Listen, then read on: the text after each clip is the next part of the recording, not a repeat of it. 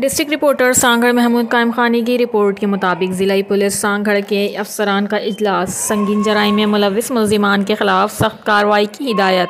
افسران کی ناقص کارکردگی پر تعریفی اسناد سے بھی نوازا۔ اجتماعی کوشش سے منظم جرائم میں کمی لائیں۔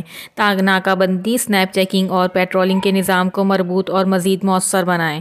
S S P Saddam Hussain. S S P Sanghar captain Saddam Hussain نے ضلع کی امن و امان کی صورتحال اور افسران کی کارکردگی کا جائزہ لینے کے سلسلے میں ضلعی افسران کے اجلاس کی صدارت کی۔ ایس ایس پی نے اپنے خطاب میں کہا کہ سنگین جرائم میں ملوث ملزمان کے خلاف سخت کارروائی کی جائے۔ افسران اپنی کارکردگی سے عوام میں محکمے کی ساکھ کو بہتر بنائیں، عوام سے اپنے رویے میں مثبت اور واضح تبدیلی لائیں، سائلین کے مسائل کو ہمدردی سے سنیں اور ان کی ہر ممکن قانونی مدد کریں۔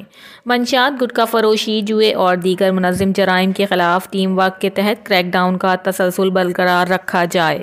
میٹنگ میں D S Ps, S H Os کو ہدایت کی کہ جرائم پیشہ عناصر کی گرفتاری کے لیے سنیپ چیکنگ، ناکہ بندی اور پیٹرولنگ کے نظام کو مزید مربوط اور مؤثر بنائیں۔